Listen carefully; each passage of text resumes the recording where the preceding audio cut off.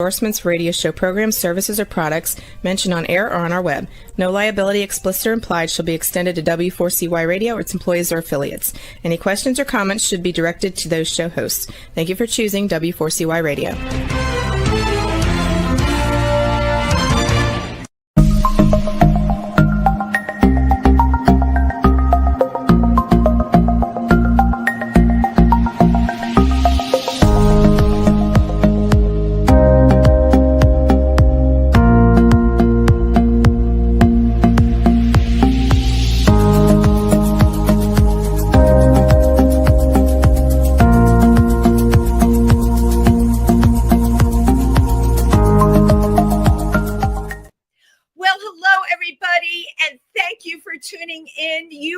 Watching and listening to Triversity Talk. I am your host, Wendy Stewart, and I hope you're all having a fabulous evening.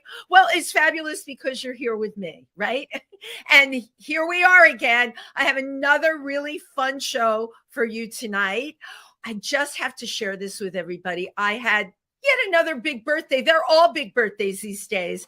And this was on Sunday night at Pangea in New York City.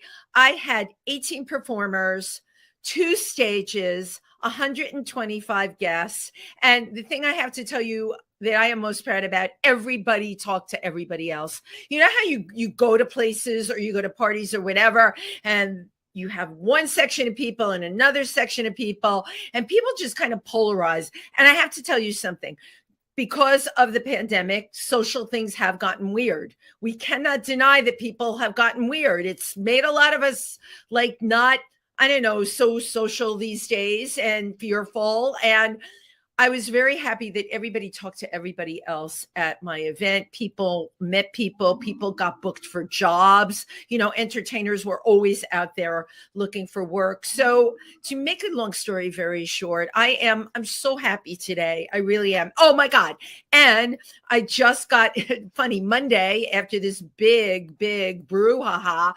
I had to call back for a film, and if it had been a zombie film, I would have felt a lot better, because that is how I felt on Monday. But I got a call back for a film, and I found out today that I landed the role, and that is all I'm going to say. And I'm just really happy about that. So this person that I have coming on this show tonight, I had seen her at a wonderful Tuesday, once a month show called Nouveau Riche.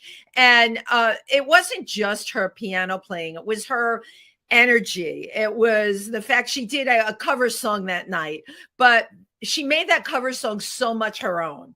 And then I go on to her YouTube and I see, my God, talk about making things her own. She does parodies that will knock your socks off with lyrics that are like, whoa, ho, ho. Got to see her again perform. So she was one of the amazing people that gave me the gift of performance for my birthday, for which I am eternally grateful. This is what I love to say about my next guest. She may have left her heart in San Francisco, but you know what? She was born to be in New York. She is known for her show Under the Golden Gate Bridge and her book, Girl Shock. I dressed as a girl for Halloween and she took over my life. Hate when that happens. But she is brilliant, left brain, right brain, and my God, does she have stories? Without further ado, let's give a warm round of applause for Maria Konner. Hello, everybody. Hello, Wendy. Thank you so much for the intro. And congratulations on landing that movie role. I know. Well, thank you. Yeah, it was great. You know, the last thing I wanted to do on Monday after that party was to like even go anywhere. I was sitting just looking at my gifts. I still am. I didn't even open all of them because I feel like if I open them, then the magic is just going to be over. It'll be officially like Hanukkah versus Christmas. You want to extend it out. Thank you for getting that. And also, if anyone is in near Port Jervis, New York this weekend, I am having yet another party at Mom Papa Joe's, and that will be on Saturday, the 21st at 3 p.m. So, come party with me. It's all about partying, Maria, isn't it? Oh, yeah, right? That party you had was, oh my God, that party was amazing. Like you said, everybody was mingling in the outfits and the entertainment. It was like, you know, this is like why I moved to New York. It's like, I love San Francisco. Thank you. And I hate humidity, right? But I'm still here, and I never think of San Francisco because this place is like a dream. It's like we spent all of our lives trying to get somewhere, right? Right. And then when we get there, we're like, oh, now what? Like enjoy it and be people like you, Right. And that's interesting to me that this was a big dream for you because, I would think San Francisco, I have a wonderful friend, Tina Benet, who's in our community. Tina couldn't wait to leave New York to move to San Francisco, and she's absolutely loving it. Yeah. You were what, 15 years in San Francisco? I was in the city of San Francisco for 15 years. Before that, I was a straight boy in the suburbs, married to a woman, living on a golf course on a cul-de-sac. The neighbors drank wine. I played golf.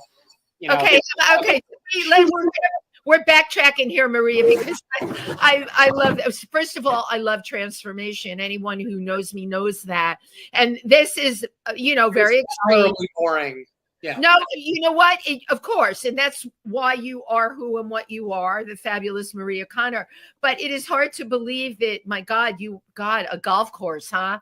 I'd be ready to jump out of my skin. I actually played golf. I wasn't like a crazy, I'm a person, I love doing lots of different things. And golf is something to do, and I did it occasionally. But I liked living on a golf course and I could hear crickets and frogs at night.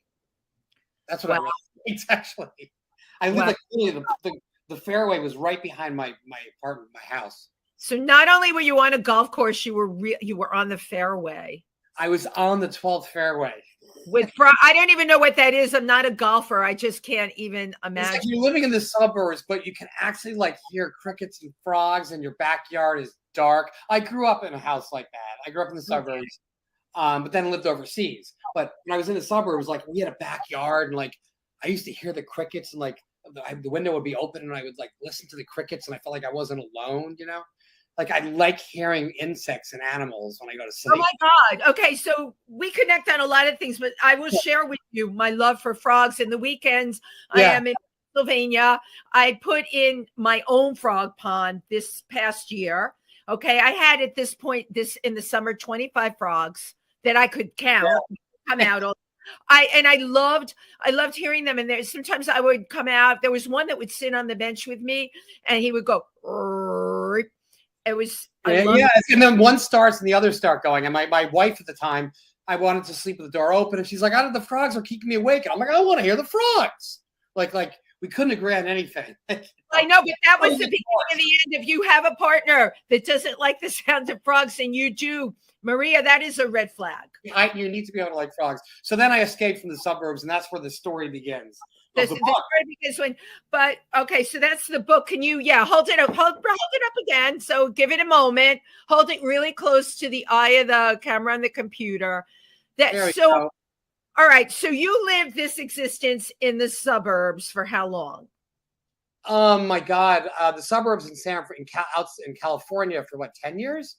10 years. And then I lived in the suburbs. I lived in the suburbs my whole life, other than when I lived overseas when I was a kid.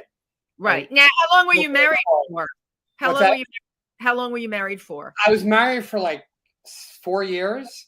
Okay. And, I worked in tech. I mean, I still do. I commuted to Silicon Valley. My neighbors talked about wine.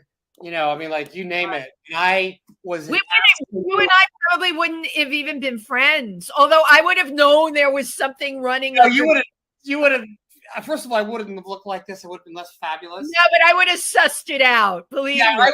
I was a fish out of water there, and people thought I was kind of a kook. I don't watch sports. I'm not interested in. My next neighbor talked about his lawn.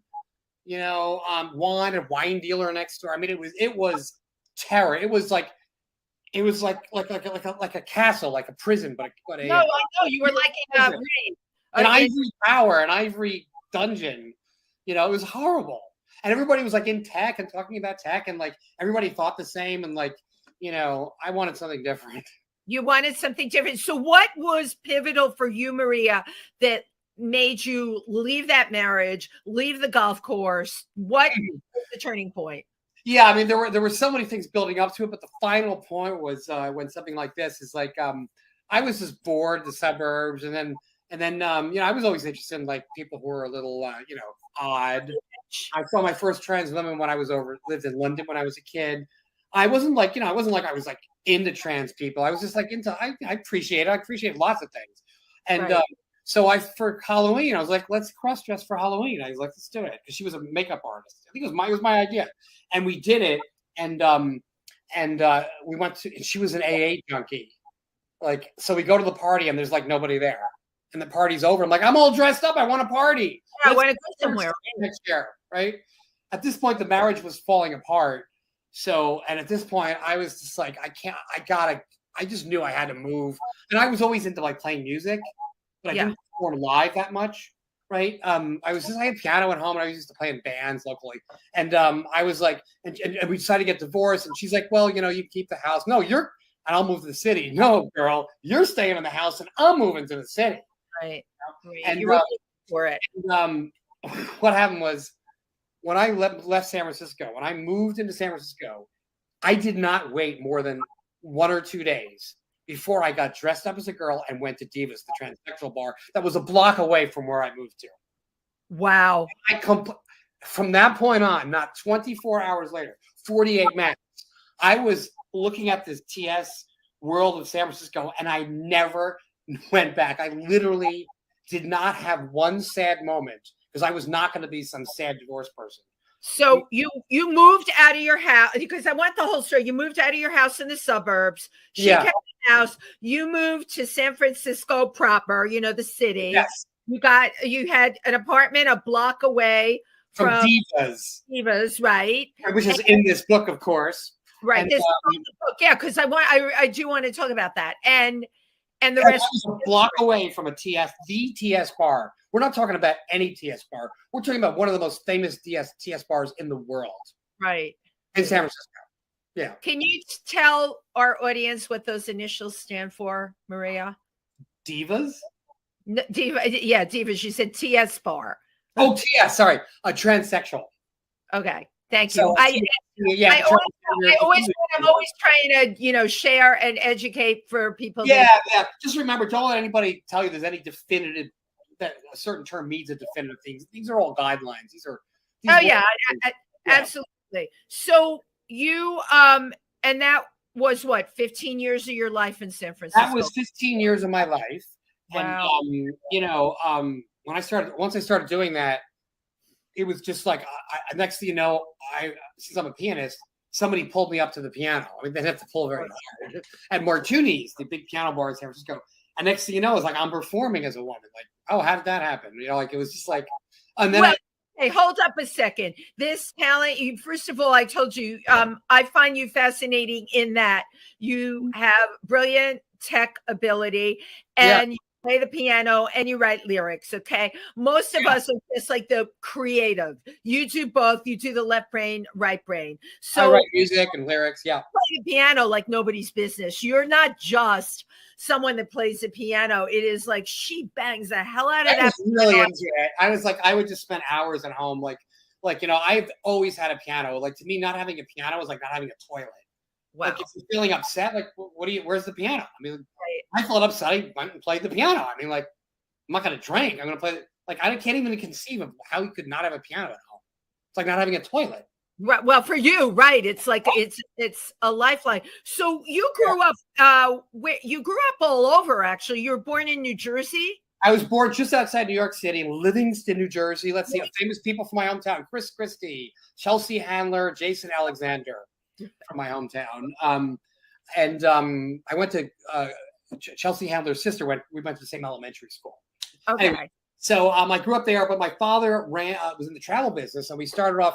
We started off living in London for extended periods of time. He lived overseas most of the time. I joined him.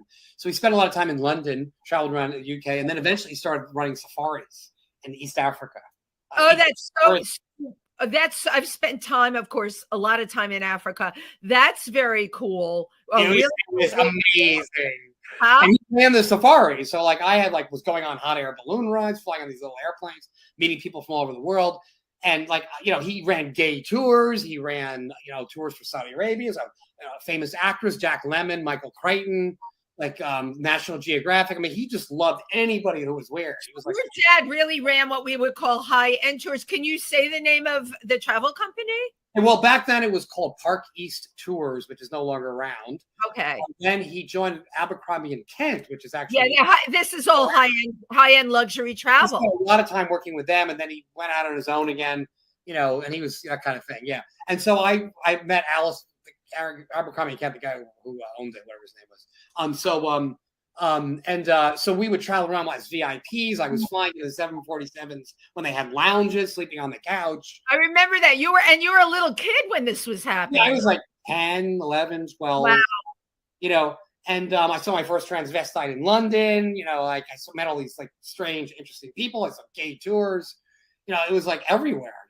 People were really into science and nature. Had a lot of people on the show that transitioned later in life, but always knew when they were young, like your age, like Ted, like you said, you saw your first transgender person. You were 10 years old, but I've had a lot of people on that identified. Okay. Transgender from the time they were really young. They just knew. Did that happen for you, or it was something that you came upon? I would say yes and no. First of all, certainly not in the same sense that other girls. I didn't feel like I was transgendered. What I felt like when I saw that transgender woman, transgender people, was I loved the fact that they were doing what they wanted to do. I was telling everybody to go fuck themselves. Right. That's what I saw. Fuck them. And even my mother's like, yeah, look at the transgender woman. My father was like, I think she looked great. Good for her. He was like, and I'm like, fuck them. Yeah. Just her attitude, the way she carried herself. I totally got it. You got it. Hated what American culture was. Right. Where I grew up. I'm saying I hate American culture. I hated the town I grew up with. Well, you don't like what's conventional. You're not a conventional person. Being programmed and being told what boys do, what girls do, being so focused on money. It was like half Jewish, half Italian. I'm Jewish. The mob boss lives in my town. I was in a band with the mob boss's son. I mean, it was just that whole thing was so gross to me. The fact that people who were like alternative, like somebody was trans, like they were doing their own thing. And I was like, yeah.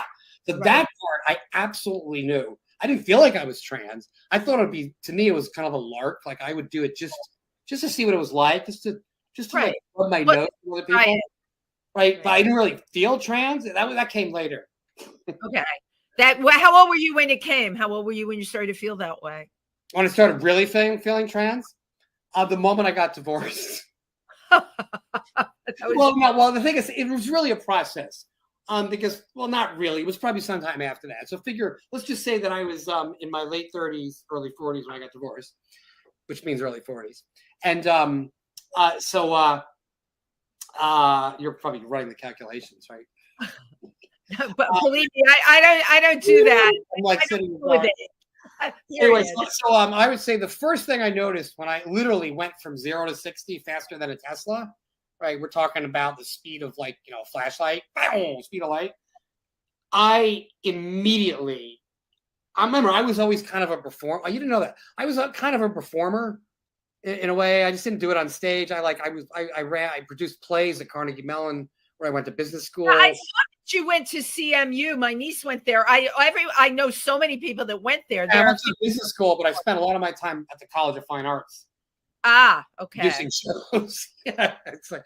Well, there it was, Yeah, one other thing is I was actually the valedictorian of Carnegie Mellon Business School, MBA.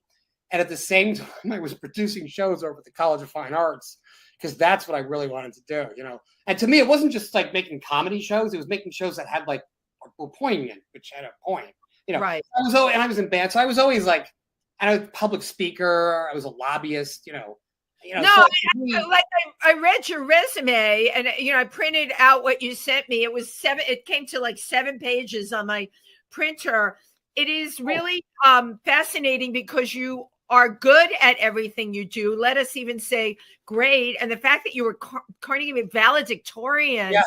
Did anyone ever say that you were incredibly gifted when you were in school? They did. Yeah.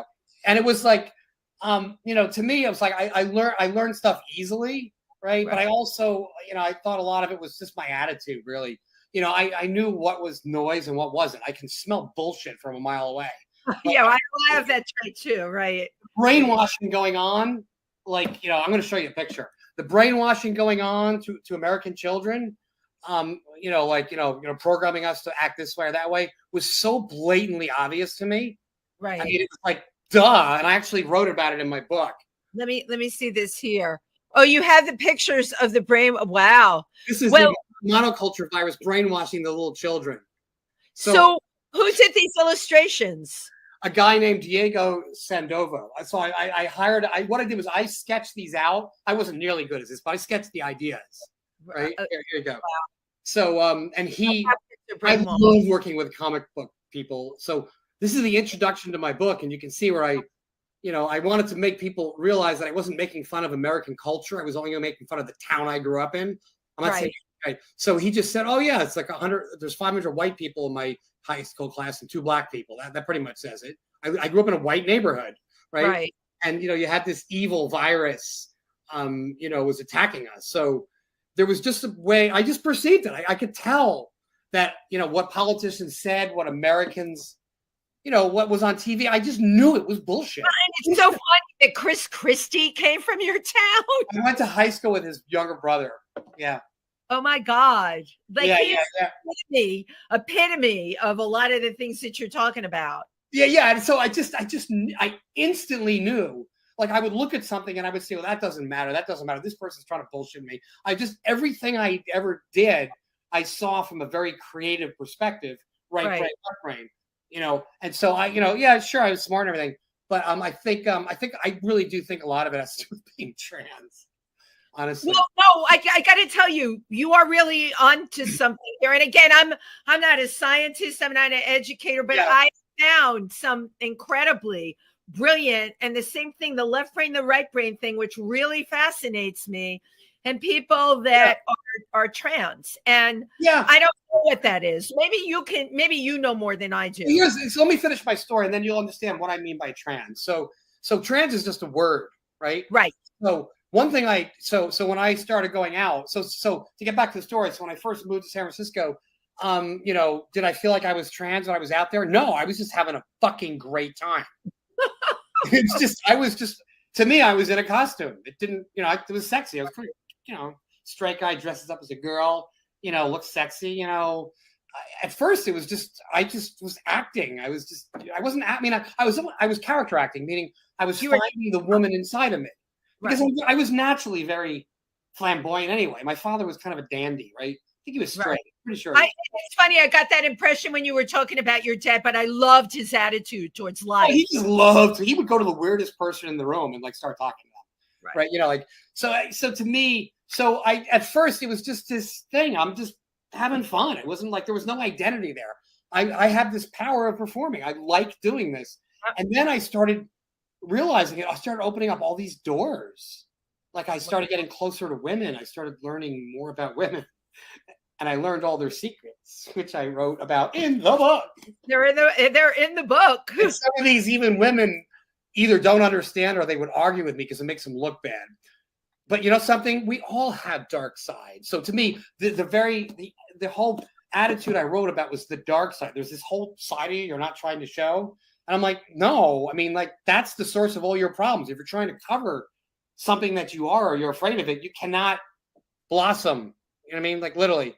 And it was What were some of the secrets? Can you talk about some of the now you've got me transfixed. Can you talk about some of the secrets you uncovered? Sure. Do you want to hear the most controversial one? Well, yeah, if you can find a way to clean it up a little. You are going to hate me for that. I don't even know if I should even give you the number one, but let me do it. Let me just do it. I'll tell you the best story then. So I said to this girl I know, this woman, that I learned a lot about women. She goes, "What do you know about women?" Right? And she's talking to me when I'm the dude, right? So she knows that I'm Maria, but Janet, I know more about than the average guy, And she's real negative. Okay, what did you learn about women? All right, you want me to just give you one of them? She goes, yeah. She's like, you could tell. She already decided I have no idea. She's going to strike me down. Right. Well, I hate to say this, but it really is all about the dick. And she goes, oh, yeah, you're probably right. She said, so she agreed with you. Yeah. I obviously don't mean it's 100% about the dick. Right. But it is a big factor in a lot of relationships. Not all relationships. It's not everything that's there. But I don't think men understand just how important that is. Okay, so Honestly, I'm going to give you the other side of the coin, hon. Listen to this. And I've had this conversation. You know, I have so many wonderful gay men friends. Yeah. And I've had this conversation. I really believe so many gay men, it is all about that. Yeah. And even, and I'm going to defend women right here, much more so than women. Yeah. Well, what do you think of that? Oh, you mean the fact that this is what men for gay men, you know, and the conversations and all of that, it's always about that, right? Well, with gay men for sure. There's no doubt about it. I mean, I have been to so many gay male orgies. I mean, like I wrote about some of them in the book. I mean, wow.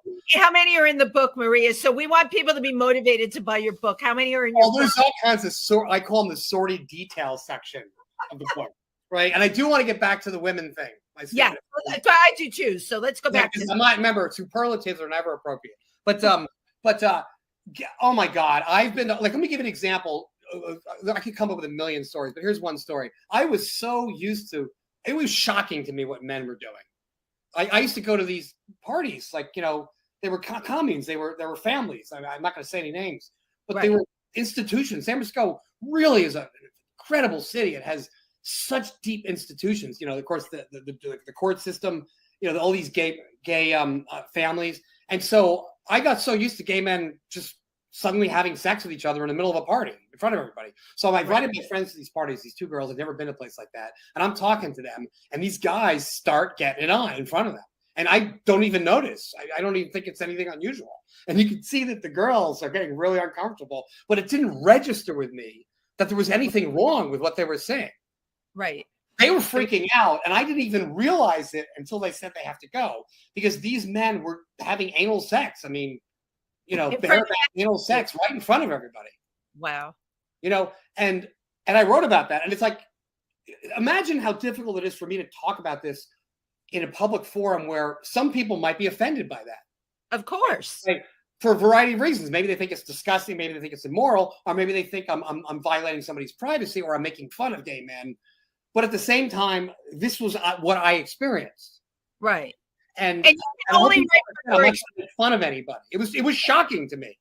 Right. It's truly shocking how easy gay men can have sex with each other. And it still is. There's nothing wrong with it. It's just that it is so different from anything that I ever experienced before. Right. You know? And they are way off the scale compared to women. So when I say about women, it's all about the dick, I don't really mean that. I wrote a book and you got to say something bold, right? So obviously I don't mean all women. Obviously I don't mean it really is all about the dick, right? But sometimes it is, right? And men can say the same thing. Sometimes it's all about the boobs. But I just don't think men understand how important, some men are caught in their romance. I think a woman should love them for who they are. And that's true to a large extent. But if you don't have the goods, if you don't know how to use your dick, you know, some women just won't date you. If you have a small dick, it's just. Yeah, that's. I mean, we've all figured it out. By the way, Maria, you've given me the perfect segue to show your video clip. Now, this is just perfect. So, this is an original parody that you wrote. Yes, it is. Okay, and it's fabulous. Thank you. We're gonna play it. Well, I didn't write the music. I know we know the music, right? But it's a modern version of Matchmaker. Okay, I'm sure. Here's my own version of Matchmaker, but updated for the current age, living in this city. Tinder and Grindr, make me a match. Find me a cock, I'll get me some snatch. Night after night, I'm surfing porn, but I just want some flesh that's warm. Adult friend finder, I'll bring the whip. You'll have the swing, make sure there's a grip. Bring me to a place that I'm longing to be, right here down on my knees. For the lover an angel for the poor, but making black as can be for me. Well, I love the danger, so grab me and shove me and watch me scream. Tea estates, make me a match, find me some love, or just hit me a scratch. Just like a dog, I know I can learn some new tricks to make us burn.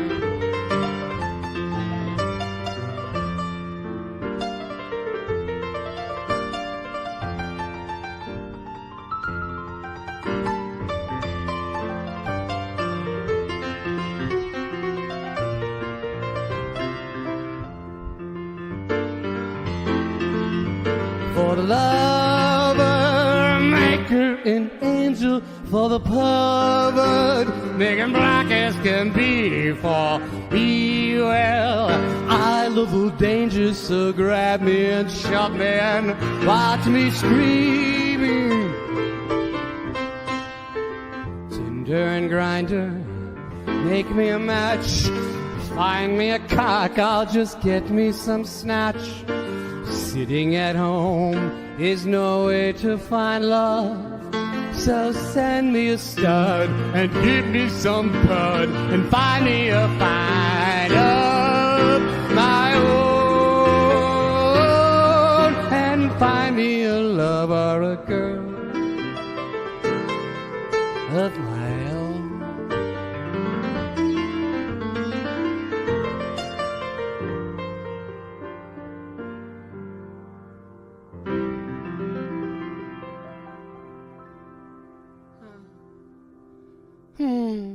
I remember back then when all these romantic songs really foretold what we believed was our romantic future. And now the world is just so much more complicated. But I wouldn't have it any other way, because after all, you wouldn't want to live in a fairy tale, would you?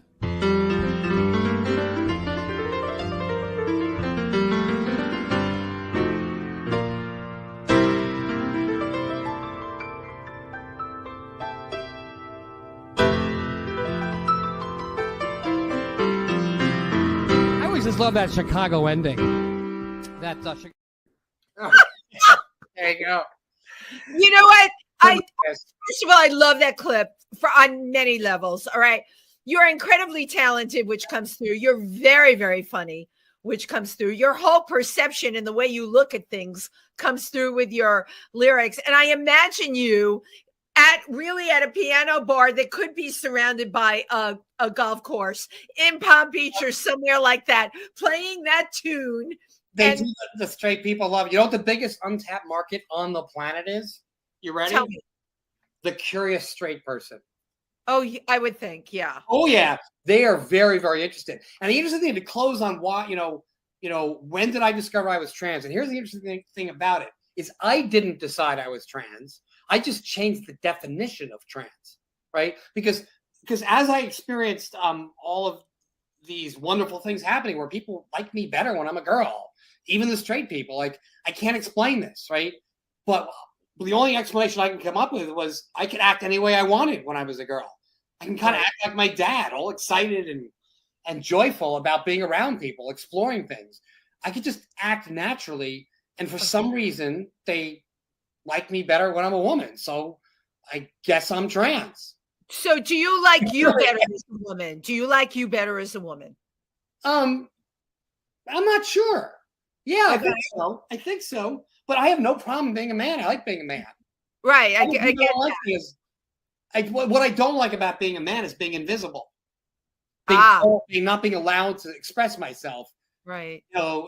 So it's like I'm perfectly fine being with a man and being in a relationship with a woman and, making this just a stage thing. But that's not the way it's worked out. So I have so much more fun as Maria, and it's so much easier hooking up with guys. All I need is a lot of marijuana and some alcohol. I can fucking guy. Makes me feel like a woman. I'm not really into the guy. I just like feeling like a woman. Feel great. I love it. Have you been doing readings of your book? Now tell me when your book came out. So my book came out in actually 2021. So it's going on about a year and a half. So it's the so you came out during the pandemic. What's that?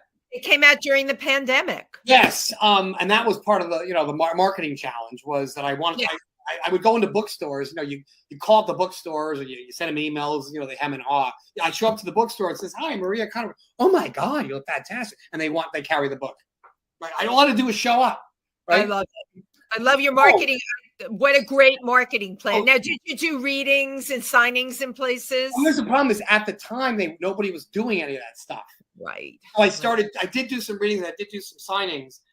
But I never got sort of the escape velocity, to have the book, be picked up by a PR agency or something like that. So I had to kind of do a lot of that on my own, hire somebody to help me out. And then at the time I did an audio book. Oh my God, that was a ton of fun. You did your whole book. Oh my gosh. At first I was more of a pain in the ass. Like people, you got to do an audio book, got to do an audio book. So I started doing it. I hired a producer, Dan Karkoska, DJ Deck, my trusted producer. And, to listen and everything. So I'm recording it and I'm thinking of it as a chore. So I get through the first chapter and by the time I got my stride, I started enjoying it. I realized, my whole attitude's wrong. I have to redo this whole thing. This is supposed to be fun. Right. I'm not supposed to just read what's on the page. I'm supposed to relive it.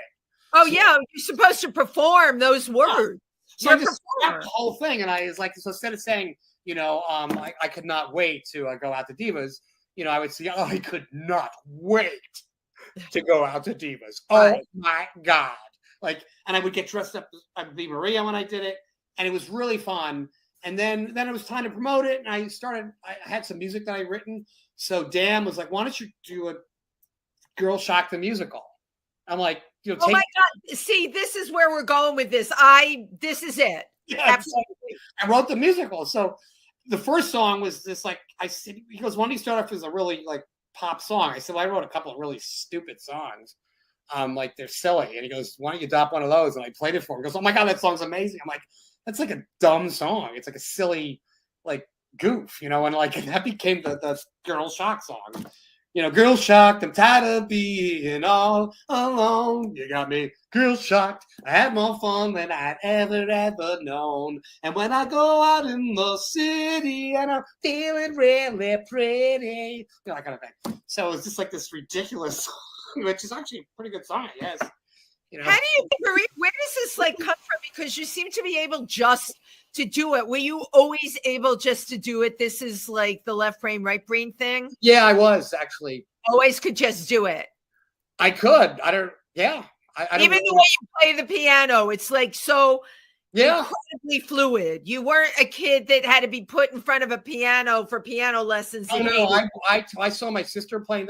I remember going up to our grand piano. We had a beautiful grand piano in the house, which I still have.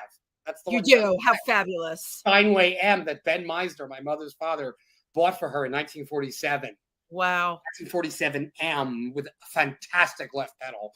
Anyway, so I didn't know what it was. I crawled up in it. I saw these hammers, and I saw my sister playing it. I saw all the music, and when I saw the music, I just had to know how to do it. It was so curious. I was like, you just knew. I can do that. So I told my mother I want to take piano lessons, and I did. And after about a year, I quit. I was just bored.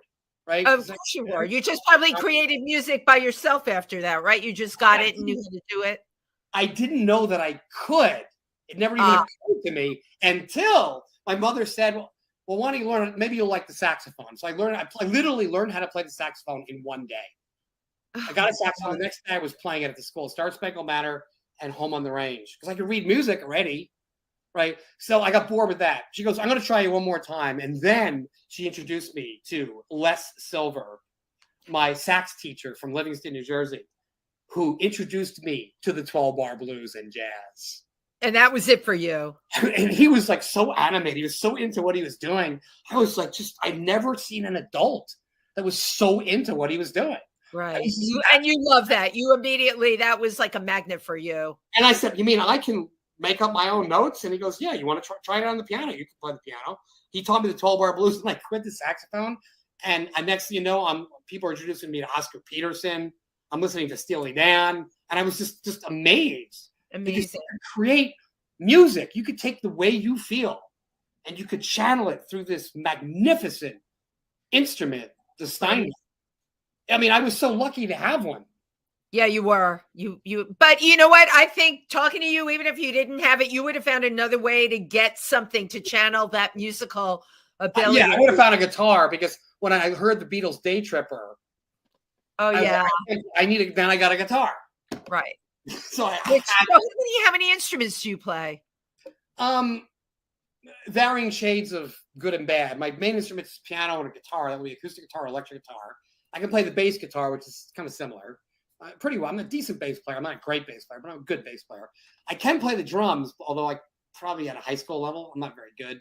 I can hold a beat. I can kind of. You can do all of that. I can sing, and I can play the sax, although I haven't picked it up in years. I sucked at the trumpet. Can't play that at all. Organ, of course. There's all this stuff with music with you, Maria, and it's such a passion, right? Where everything can come out through the music. How did you end up working in tech? I need to know this. That's the dude. You see, you've been talking about Maria. Remember, this book has two heads in it. Right. I only know Maria. You're asking me about him. Yeah. Right. I was always into I loved technology. Think about me playing the piano. In order for me to play the piano and do what I did, I needed to learn how to read the notes and the scales. Yeah, of course. I was always I immediately picked it up. I picked up math and all that stuff so easily. Oh, you're math oriented too, of course. I was lucky to get that. So, and I think what interested me in technology back then was the people that were interested in it were smart. I liked smart people. Yeah, you like smart. I still do. There's still, even though as much as I hate technology and I work in it today, I do like going to lunch with tech people sometimes. Well, because you can have those conversations. They are very smart, and they talk about not just Bitcoin, but the economic conditions and the financial forces, and their right. What's the future of society, and they love Star Trek, and they're talking about power and over decades, and I love that kind of stuff. So I always love that. I love the fact that you could write software and make it do something. It was like it is like writing a song for someone like you to be able to write software. Yeah, and it was very easy for me to do. And wow. I could make games and I made all these goofy games in school, and people loved it. And I figured out I'll just be an engineer. And I got an engineering degree, and I worked as an engineer because it was easy. Jesus. It was really easy. It was just tedious. Right. I got to hate it after a while. It's just everybody's okay. So all right, I did this. I'm on to something else. But you're kind of finding a balance in your life now, right? Because you're performing in New York. You've been at Birdland. Yeah. So I really am really lucky. I mean, just to even have the opportunity to be in New York and be around you fabulous people, it's just I could go on for hours about that. And so when I came here, I I literally came here a year ago, December, just over a year. I know it's such a short amount of time, because when I first saw you at Nouveau Riche, I'm like, where has this person been hiding? Yeah, I just moved to New York in July. Wow. And, I came here just to visit a year ago, and then just had this epic week, and then playing with these amazing musicians. I ended up the end of my first week, I was playing with Billy Joel's original sax player, Richie wow. Canada, at his jam. I was which is every Monday night, which is amazing. You guys got to go. What an amazing band. Bitter End every Monday night, 10 p.m. And so I'm just playing with all these amazing people, and I'm like, oh my God, Sarah Sigel's dying. I got to move to New York. And then when I got here, I'm like, I'm going to get my musical produced. And then I ran into Jackson Sturkey. Right. I adore Jackson's been on the show. Another unbelievably musically talented person. Yeah. So I ran into him a year ago. I was playing at when I first got here, I didn't know anybody. I just literally showed up to where's the Club Cummings. Oh my God. Well, you know what? You started at a good place. It's Alan Cumming. I knew enough to go there. Right. Somebody told me to go there. So I showed up there, and I literally ordered a drink, and somehow 20 minutes later, I'm up on the stage playing piano. I don't even remember how it happened. Right. And next thing you know, they're like, oh, you got to come here tomorrow. And that's where I met Jackson to do this Broadway thing. I don't really know any. I know a couple of Broadway songs. So I went there, and they said, oh, it's Sondheim night. Sondheim had just died. And I'm like, I don't know any Sondheim music, right? But then I remember, I do the Madonna song from Dick Tracy. Sooner or later, you're gonna be mine. Oh, And yeah, of course you know that song. yeah, and I hammed it up on the piano. I did all these like blues licks. And Jackson tapped me on the shoulder and said, "You had the best song tonight." I'm like, "Really?" I'm like, and then next, we were hanging out. Now he's producing my musical. Right. And you and Jackson are like kindred spirits. I adore him. And another majorly talented person and a really great, fun person to be around. Now you had, oh my God, we're coming down to the end. So I want to get this in. You had a show called Under the Golden Gate. Oh, yes. So when I to be real quick, I'm rekindling it here. And the idea is that we basically film, high quality audio and video and film interesting people around town. I love it. Music and live performances. And I did it in San Francisco. And we ended up doing it at the Kink.com Armory, the headquarters of Kink.com, the SF Armory. And we had several celebrities on the show, including one of the Go-Go's. Right. Oh my gosh. I love the Go-Go's. I got a video of her doing things to me. Whip. We'll just leave it at that. And anyone could go and find Maria on YouTube and see there's a lot of videos on there. Yeah, and of course, my favorite part was interviewing people's lives, but I got very few hits until I started interviewing porn stars. Right. So like they had literally 10,000 times, and I wrote about all that in the book. Right. Anyway. So hold on. Porn star interviews are really the ticket to celebrity. Everybody was talking about gentrification. Gentrification. We bring somebody from the Guardian on. We want to talk about gentrification. Fine. So I got the editor of the Guardian on. I'm interviewing, about changing San Francisco, and we got like 40 hits, 40 views. Right. I had a porn star who used to be a Mormon who works at Kink.com who's shooting gay porn. Right. And he's talking about his life. I got like 50,000 hits. Right. Do the math. It was embarrassing. Yeah. Right. And then after that, that's what people want, But the interesting thing about interviewing porn stars is I wasn't interested in hearing, believe me, I asked them about the most disgusting things they've ever done. I'm sure that you did. I have no doubt. Oh, yeah. But I really wanted to know what their lives were like. How did they change other people's lives? So even though I was doing smut, I really found their lives fascinating. And aside from the smut, I've interviewed trans people, lesbians, gay people, drag queens, you name it, for the non-kink stuff. And there's a tremendous amount of insight about people's lives that I really loved and never got to, scale out because it's the internet. And we're going to be rekindling that here in New York, starting off with filming. I think that is like amazing. Yeah. You have to let everybody know when you start this up again. Can you bring back the former Mormon who became a porn star? And that you had me at Mormon. Yes. The Mormons are trending right now. There's stuff on Netflix. It's like it's interesting because you would agree it's a whole other culture. It is. I got a great Mormon bit. So he did Mormon porn, right? Right. Wait, hold on. What's Mormon porn? The underwear. The submissive discipline. So the teacher or the okay, I got it. Is disciplining you, and you're wearing your plain underwear. And anyway, real quick, I can end. And so he made more money selling Mormon porn off the porn video than he did on the porn video. Wow. And if he were really into good branding, and your mind would understand this, he could have sold the Mormon underwear as well. He did. That's how he made his money, selling the Mormon underwear. He did with Mormon underwear. He made more money on doing that than the porn, fees or whatever. There you go. Everybody's got a gimmick. Isn't that what they say? Maria, you are absolutely fabulous. You're funny. I'm hoping I get to see you performing again soon. Oh, we got a bunch of dates. Go to my website. The next one is the 27th at the Secret Room. 7 p.m. Jackson and I are doing a 20-minute set. And on the 27th, okay. Where is that? That's going to be at the Secret Room on the 27th. Secret Room, okay. 27th I'll have it on my website. And then I'm going to be doing my cabaret show at Pangea. Yes. Coming up. I'm trying to form a rock band, but it's so hard getting musicians. Okay, but when is your show at Pangea, your cabaret show at Pangea? Probably going to be sometime in March. Okay. Yeah. Keep me posted. Keep everybody posted. You are musical. Yeah. As I was saying, how do you solve a problem like Maria? Well, you don't. You just let her be. How do you create a problem like Maria?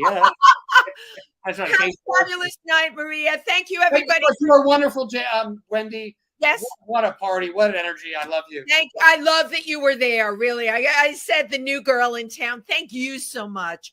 Thank you, everybody. Okay. Good night. Good night. Thank you.